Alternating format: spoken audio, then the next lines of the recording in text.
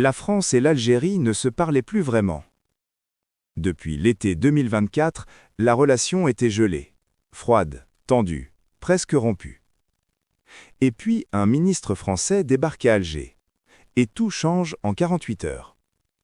Mais est-ce que c'est vraiment la fin de la crise ou juste un effet d'annonce de plus?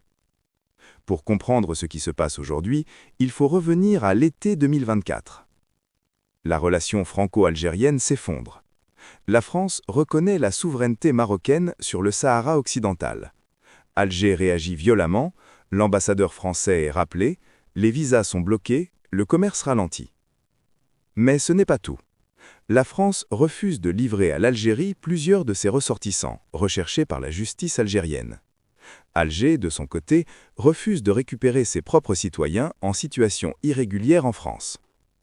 Résultat, des milliers de sans-papiers algériens bloqués en France.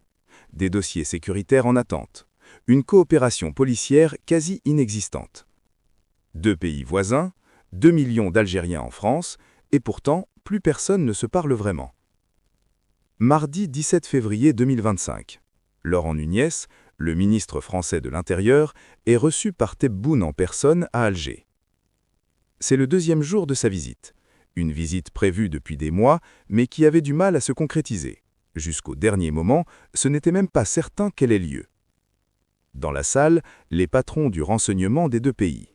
La chef de la DGSI française, Céline Berthon, le patron de la sécurité intérieure algérienne, le général Haït Torabi. Des noms qui ne se retrouvent pas souvent dans la même pièce. Et après la rencontre, Nunez sort et dit « On a travaillé à relancer une coopération sécuritaire de très haut niveau.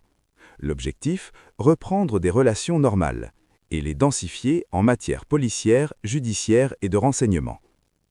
En clair, on repart de zéro, mais on repart. » Tu te demandes ce que ça change pour toi concrètement. 3 points importants.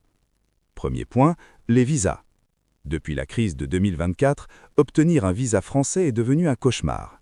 Des délais interminables, des refus sans explication, des étudiants, des malades, des familles bloquées. Si la coopération reprend vraiment, les choses pourraient s'améliorer de ce côté.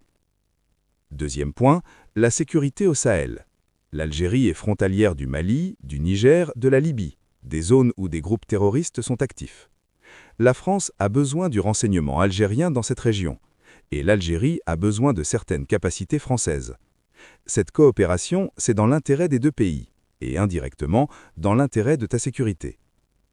Troisième point, la communauté algérienne en France. 2 millions de personnes vivent en France. Quand les relations se dégradent, ce sont eux qui paient le prix. Discrimination administrative, complications consulaires, sentiment d'être pris en otage entre deux États.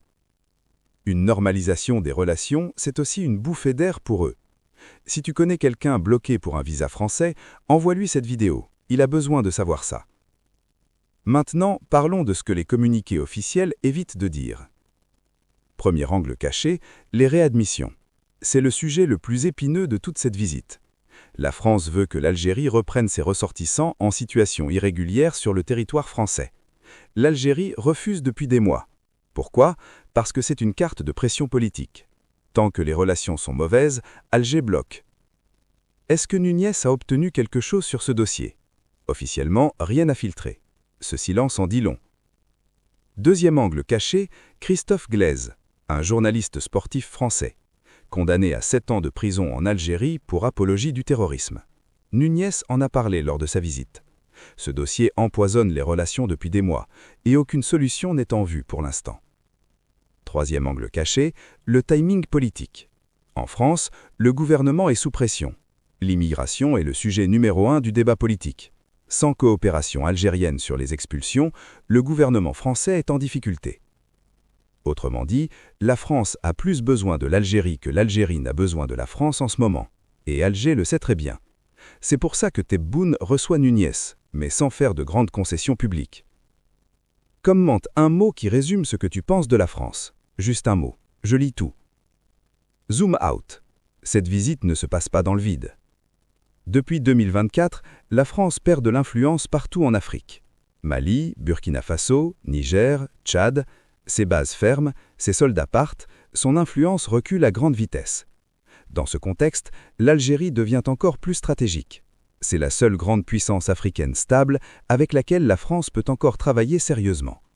Et l'Algérie joue cette carte intelligemment. Elle ne court pas après la France.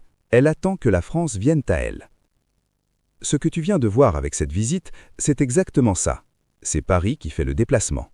C'est Paris qui demande à renouer, et Alger qui décide du rythme. La France et l'Algérie veulent se réconcilier. Les intérêts sont là, la volonté politique aussi. Mais entre une poignée de main à Alger et une vraie normalisation des relations, il reste beaucoup de dossiers non résolus. Les visas, les expulsions, le journaliste en prison. Et toi, tu penses que cette réconciliation est sincère ou c'est juste de la politique? Dis-le en commentaire. Si cette vidéo t'a appris quelque chose, partage-la et abonne-toi pour ne rien rater.